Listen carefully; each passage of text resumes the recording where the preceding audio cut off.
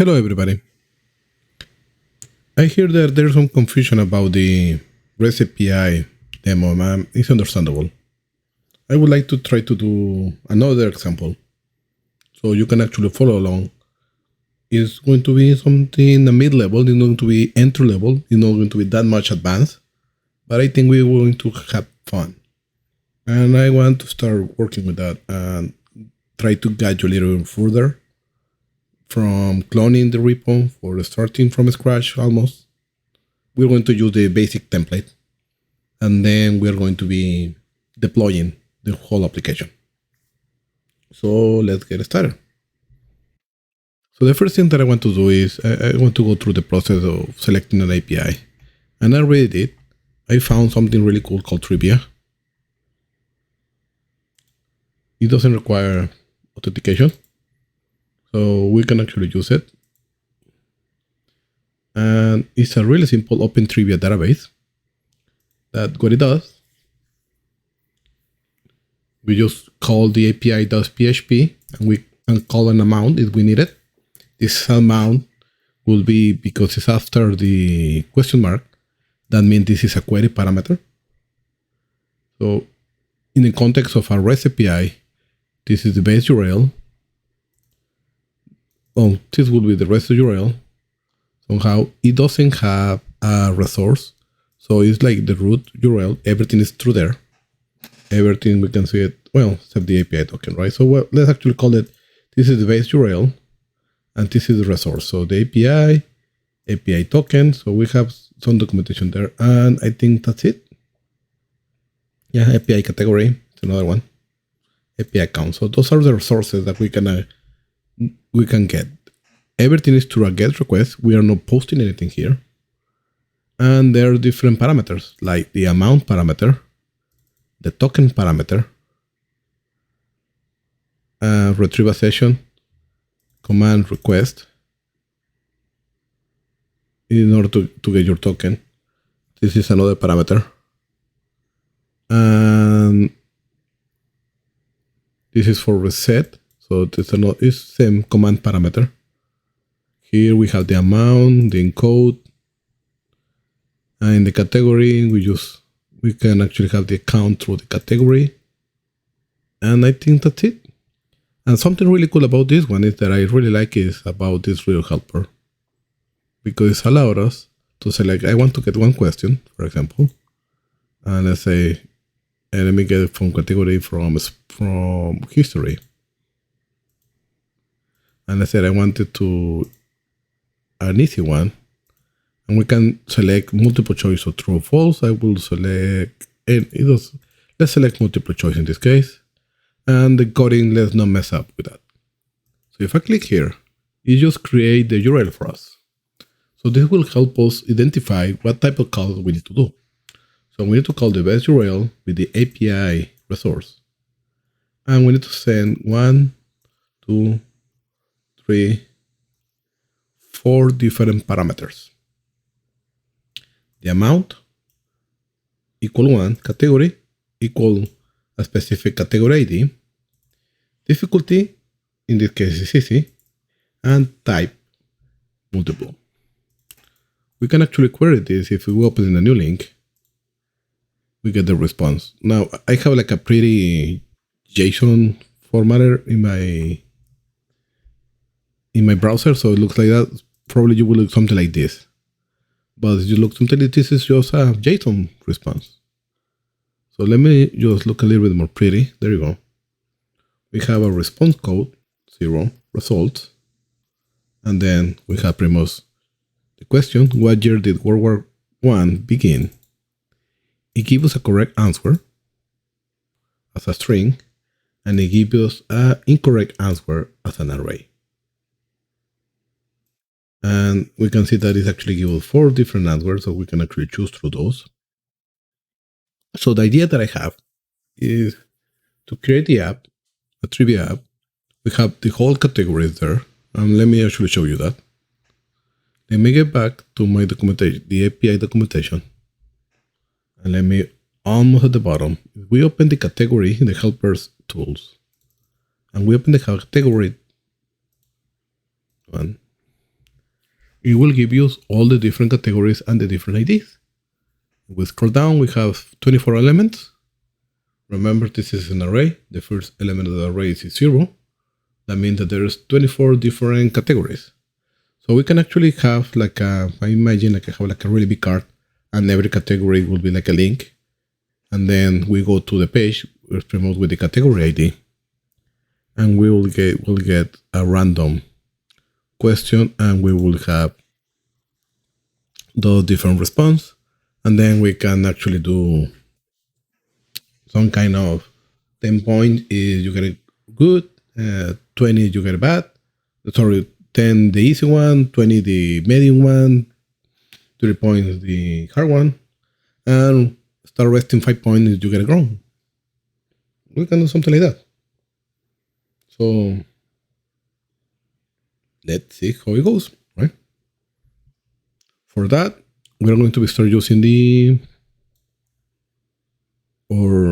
view basic template that I created for you guys. I already updated the dependencies right now, so it should be up and running. So we can just click use this template. Let's call this, in my case, I don't know. Let's call this fantastic. I don't know. I don't know if that is even a word. Let me put it through my there name. Let me make it public. Really important. Trivia game using open trivia database. Create repository from template. It will create it for us. We just wait for a minute.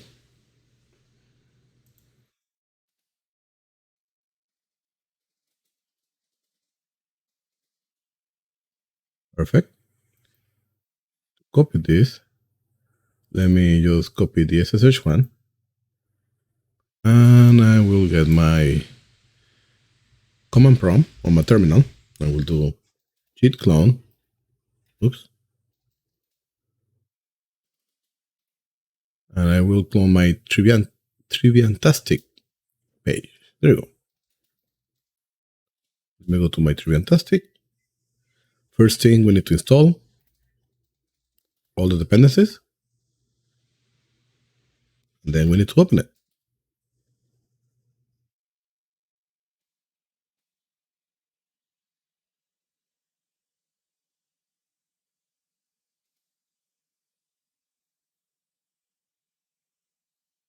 Let me get back to here. Let me do a simple npm run dev just to see what we have.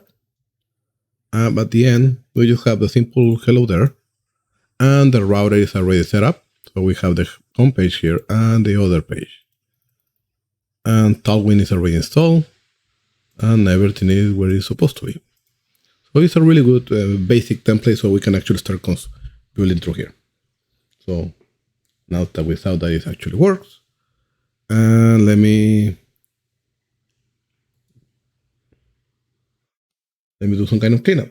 So let me stop this just in case. And let's start clean up our Triviantastic project. Now you will have more files. Those files that I have through here, I have it right there with like hide it. But this is just the setup that I have. But you should see like all the files like that, and that's okay. So this is just a method for me to hide repetitive files that I'm not using that often. That's it. Okay. So we have the source there, and we have a couple of things. We have the extra Tailwind configuration, and we have the nesting for the post CSS. And what else do we have in the bitconfig? We have the path resolve. So yeah, it looks like everything is through there. The view indentation script. Oh, I don't like this. Let's remove this one over here. And let's do the ESLint. And the script indent. Now I need to fix this. Get out. I think that should be it.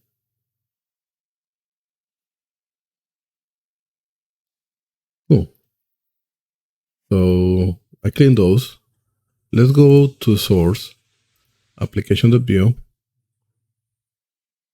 We will not need the menu, so let's remove the menu.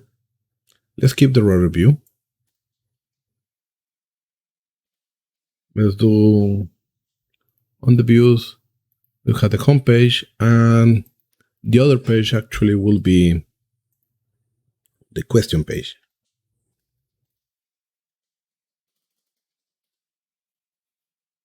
So let me change the name. It's actually telling me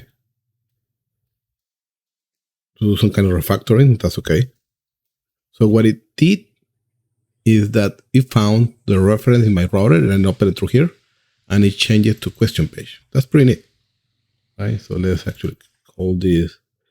Let's do a dynamic. Actually, let's do category. And let's do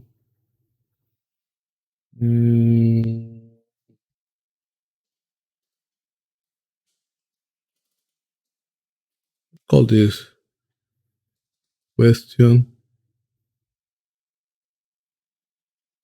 How can we call this? Question category.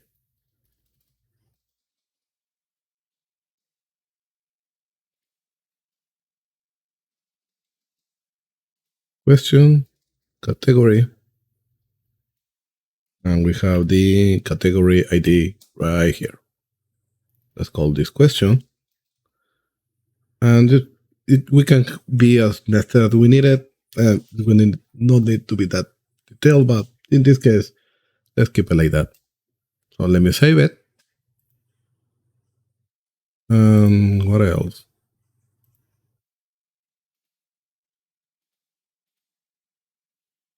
We have the home page.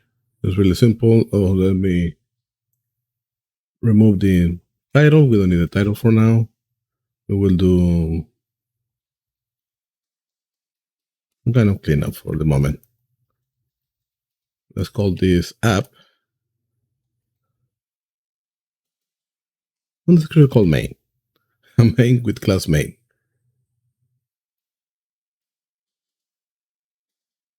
Okay. We don't need to import anything yet. Actually, no, let's remove this and let me go to my question page. Let's just put I'm the question page, and here let me in the home. Let's just put I'm home page. I think that should be enough for now. Oh no, wait. We need to go to the index. Let's change the name for how we call it. Fantastic. And let me change my icon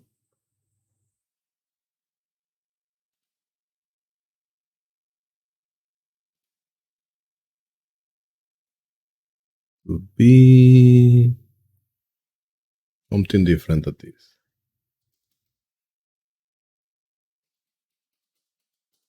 Let's do logo.svg. Doesn't exist yet. Here, when we call something from index, that goes directly to the public directory. So if we don't have a public directory, oh, we had one. Perfect. We have will be perfect. So let me create a new file. Let's call it logo.svg. Let's remove the JIT We don't need it anymore. And from this logo, I want to use this website that I have right here. So pretty cool. And we can actually look for a lot of icons there. Actually, we can install it and we can reference all those in our application. But for now, let's not focus on that. Let's just look for something. And I look for exclamation. Exclamation. And of course, I need to type it correctly. Exclamation. And I like this one. So I want to use this one as a logo. What I will to do is going to select the SVG, get the content, copy over. Let me close it, I don't need it anymore. And let me paste it right here. Cool.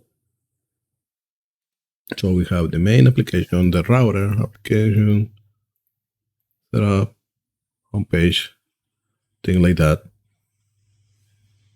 Okay, I think we have, the nav menu. We don't need a nav, so let's remove that. The asset, that's still there. And I think that's enough. Let's try it through the terminal. And let's do a simple npm run dev. And just open right here on the home page. And the other one that I created is called question category X, right? Like a simple ID and question page. Cool. So it's working as expected. And I don't know why I did it close like that, but well, it is okay. So the application is working. We can just with everything. Oh, almost forgot to do. Let's go to the package.json and let's change this to the name of repository. Let's do, in my case, is Triviantastic. And let's change this to version 1. Just to have a version there. So I think we did the cleanup. Let's add all the files and let's do this cleanup. Let's call this init cleanup. And we sync those changes with Jetcup. Perfect.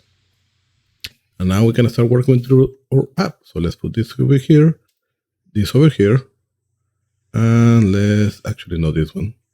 Sorry. I should have another one.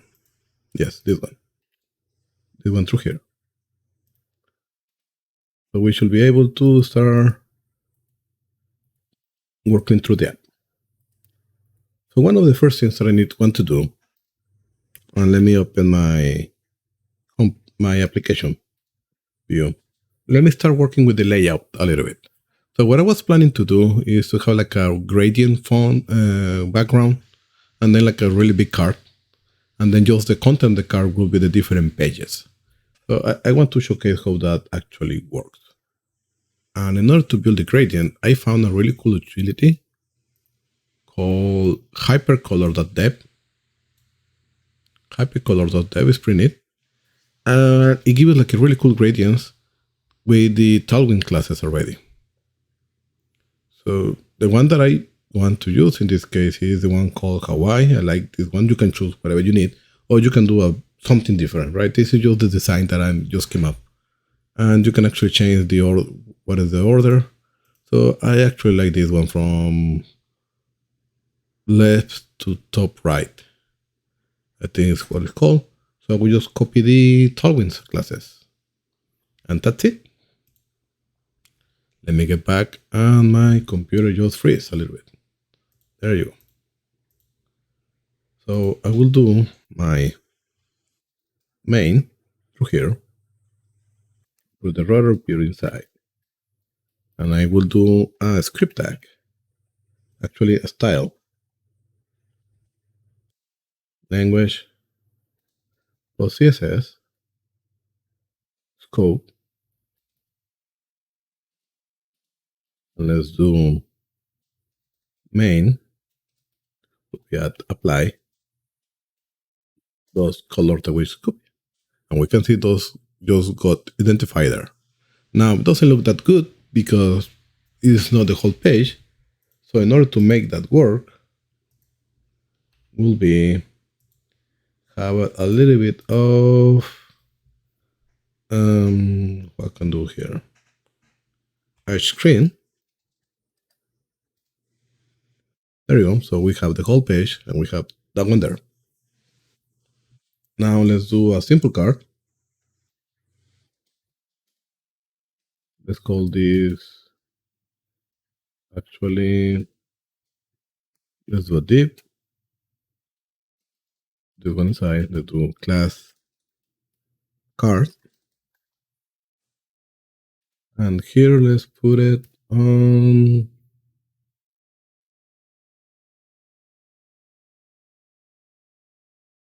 I started complaining about this. Why I started complaining? I need to do something. Let me see my settings, JSON. Probably have something messed up there. Arrow, semi, view indentation. Here, I need to remove this. Save it.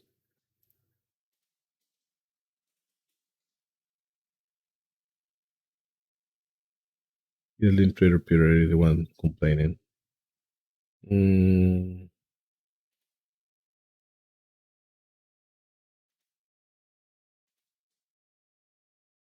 Didn't allow me to put this message there. Okay, I will fix that later. Don't worry for you guys. When you clone the repository, that error message will not be there.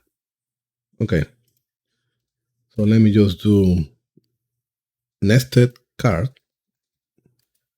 And for my card, and I actually already had it somewhere here, I believe.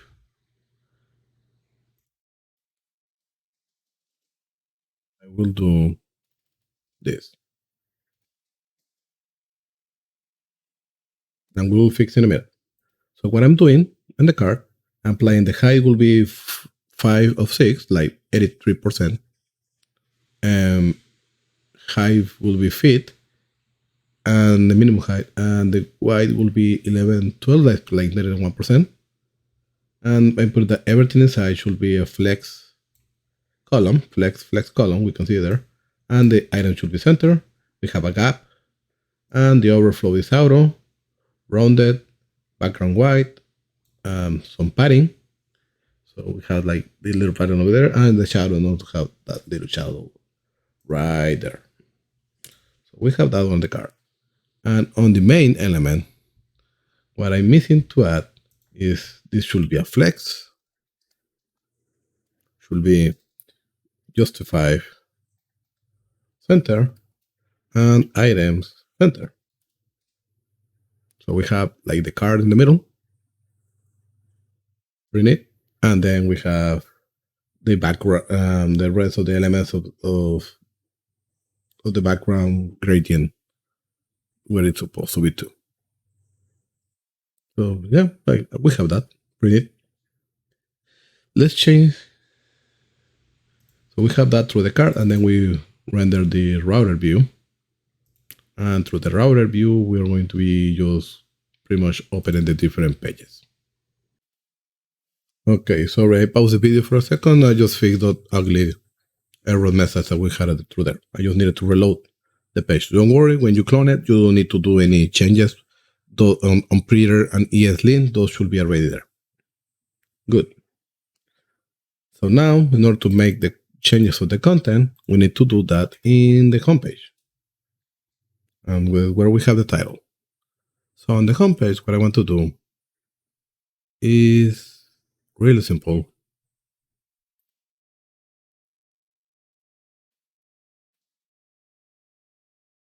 Something like this. Oops. Yeah, so we have a little logo,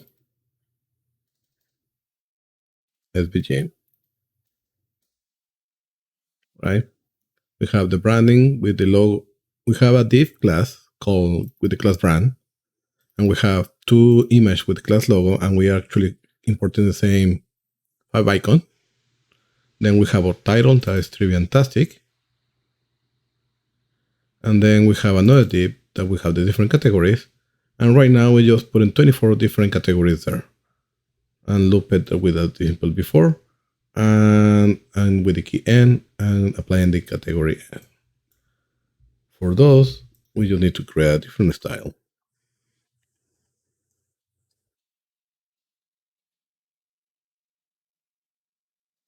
I need to apply a bunch of stuff for me. Let me see in this what we need to apply it.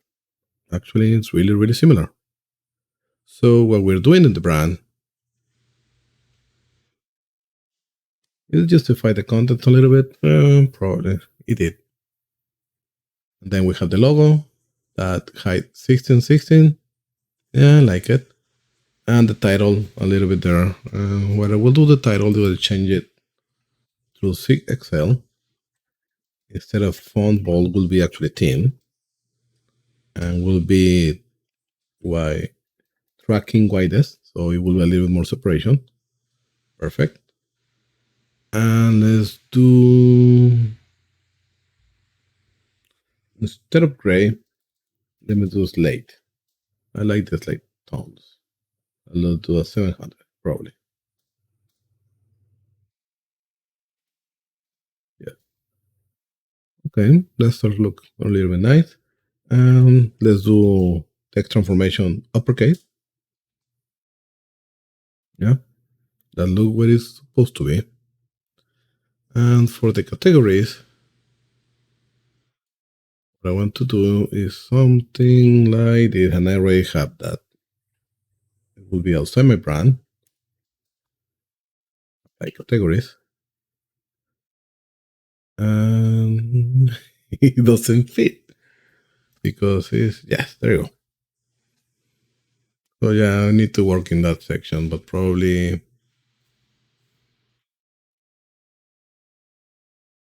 do different sizing. So let's do what I did here in the categories. I have the categories and then every category individual. So the categories itself, I'm doing that as a grid, and then that grid, and actually put in that the column will have 8 columns with a gap. So let's actually reduce this to 4 columns. There you go. Looks a little more nicer. I think it will maximize it.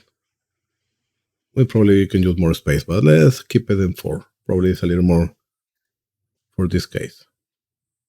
And then we have those category, and we hover over, it converts to red through these different elements. So the category element is a flex item, a fixed height, a fixed width, and because it's padded, actually because a flex element, but like all the elements inside should be centered. That's why we have this over here.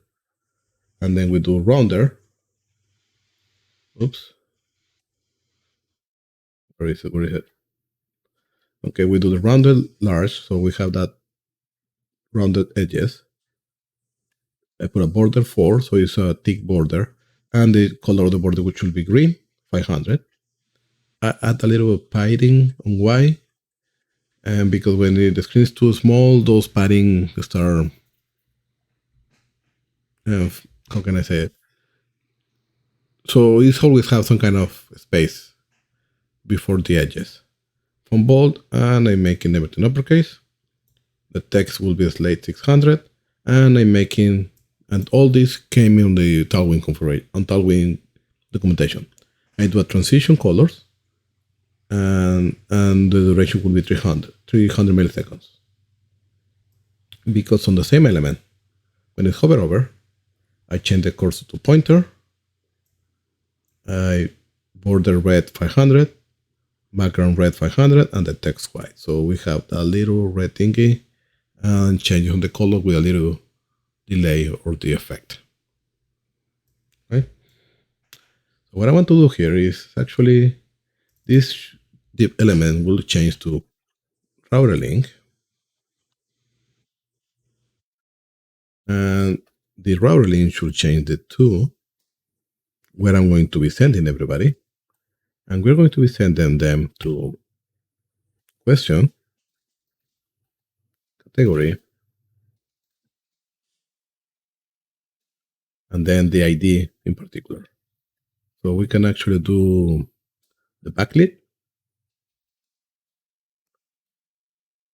and we need to do we can do the interpolation here. And in this case, let's actually send end as the category ID. Cool, I save it. Right there. It's complaining. Then they should be jumping there and it's not doing it. Yeah, doesn't matter for now. So if I click here, in theory, I should go to category 2, category 11, category 22. Perfect. So our links are actually working. And you say, why I did 24? Remember, we have 20, categories right here. 24 different categories from the API that we're going to be calling. So let me save this. And let's make the main page layout. Control Enter and sync it. Cool.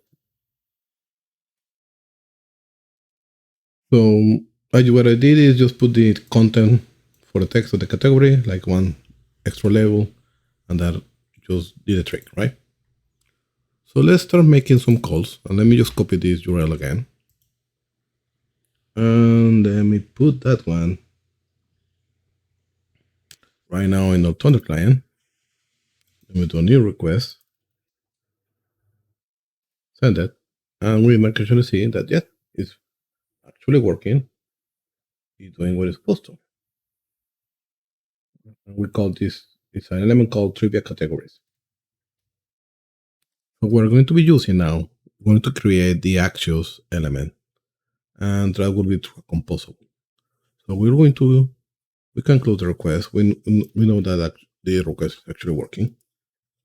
And let's create on our source directory new file, and let's do composables / and let's call this use API.javascript.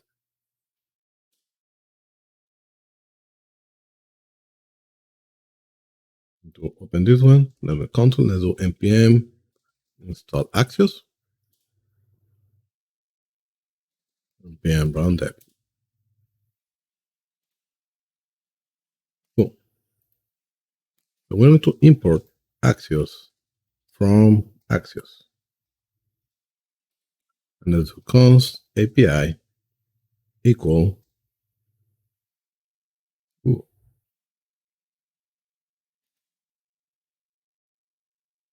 I never tried this one. Actually, I like it. Okay, this is what I'm just train called Bloop. Just give me some kind of library Axios method create, and give me some examples that we can actually use. That's actually pretty neat. So we're going to do something like this. So can I get this one? Copy the clipboard. Yeah. And let me paste it. And instead of install, let's call this API. Will be Axios create. And let's put a timeout there. And we don't need a custom header. And let's do export default function use API. And we'll pretty much return just the API itself. Right? Actually, I like the name instance.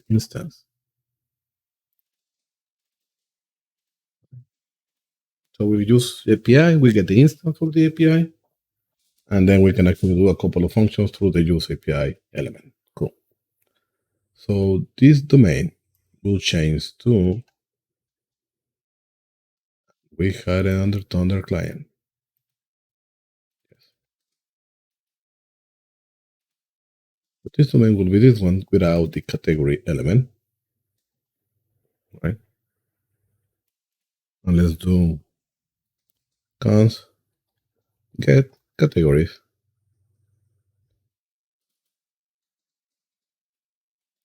Synchronous function. And I love my GitHub. It's actually trying to do those for me. Cool. And let's do get categories. So I'm just creating a function called get categories.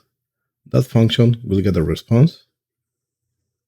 That response will be awaited my instance to get my categories PHP, and I will just return my data trivia categories.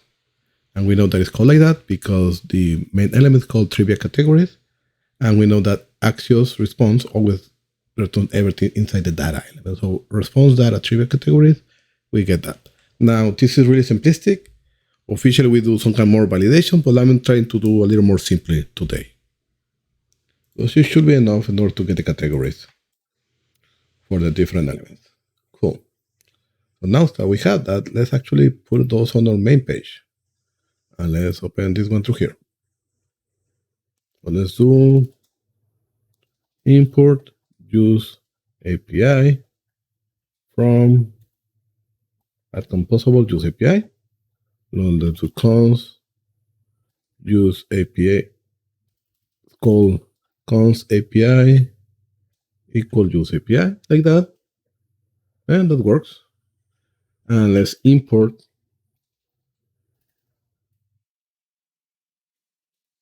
unmounted mounted from view. I want to do it whenever we mount this application, like whenever we start it. Went to wait. I think. Wait. Getting those API get. Actually, no. API get will be API dot get category, and this is a function that just returns something there. And that, oops, no. That should be enough because this will be return the categories itself, and it's a synchronous function. That means that we can do something like let's import the reference, and let's do cons categories equal an empty array.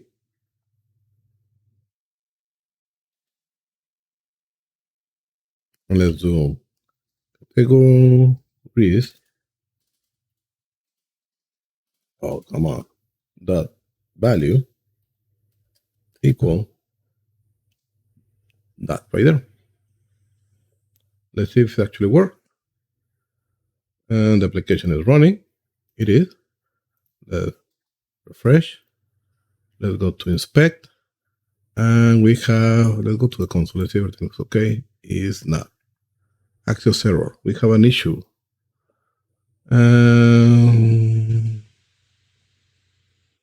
Something didn't like it. Timeout. Didn't like the timeout. Let's remove the timeout just in case. Refresh. Yeah, didn't like the timeout, but yeah.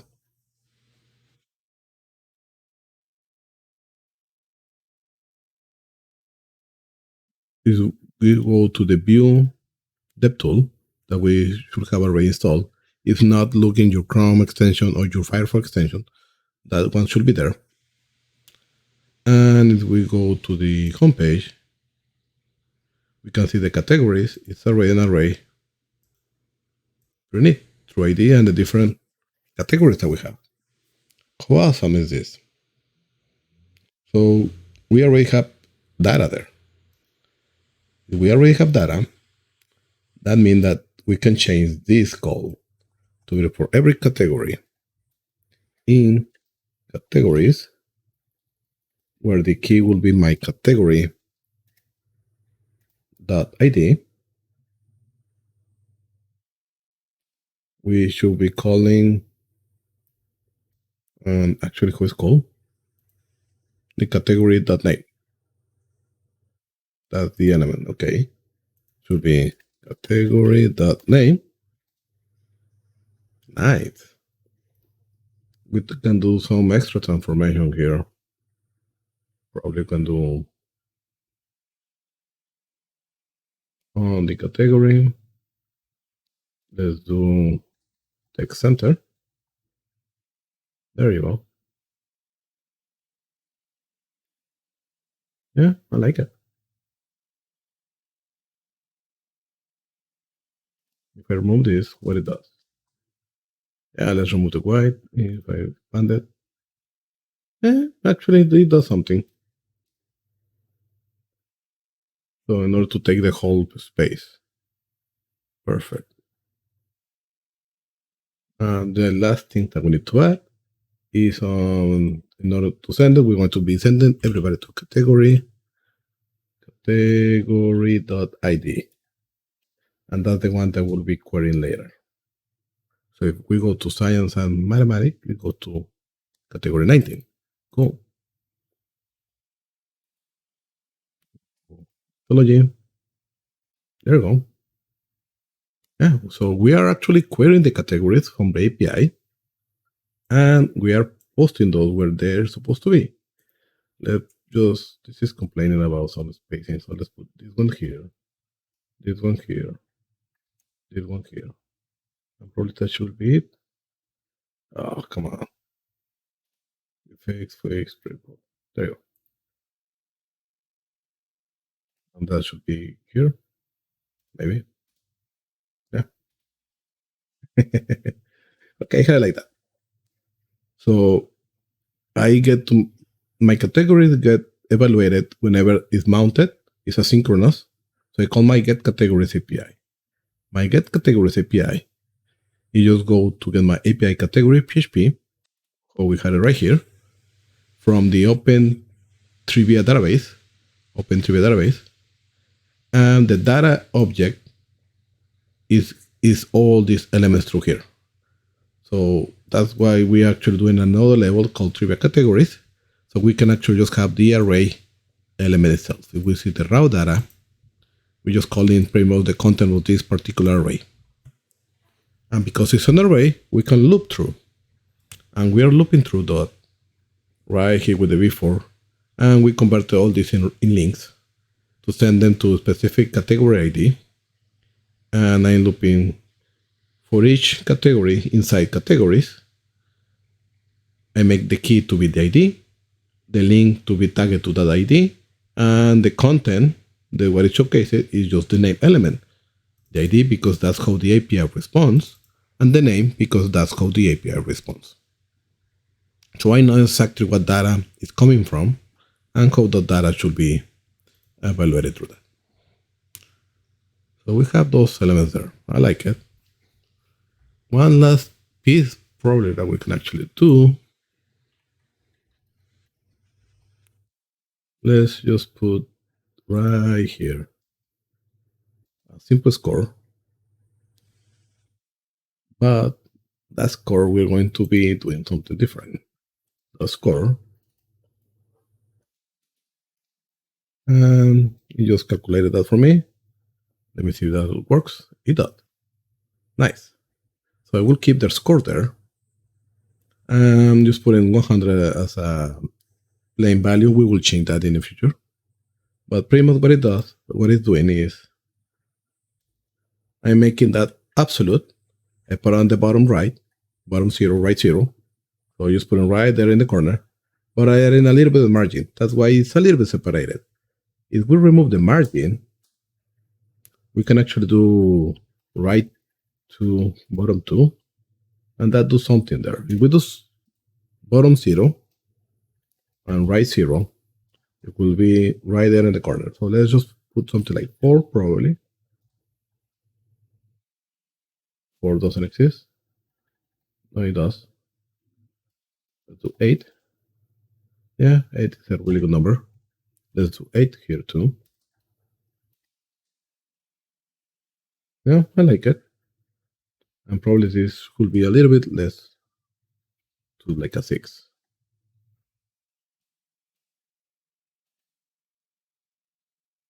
Oops, there you go. Yeah, I like it there. So we have the little score there, we have the pages, and we can move forward. Oh, interesting. Because we're inside the home page. Let's get away from the score and let's put it in the main page because that's I want something that I want to be fixed. And let me just move that element and the score syntax to be right here. There you go. So now we can move and we can keep the score always looking because it's part of the layout on the main application. And we're just changing the content of the router view. The rest of the elements pretty much stay the same. So let me just do this and category call. Perfect. And I will stop the video for now. So I think we have enough for at this moment. I will continue in the next one.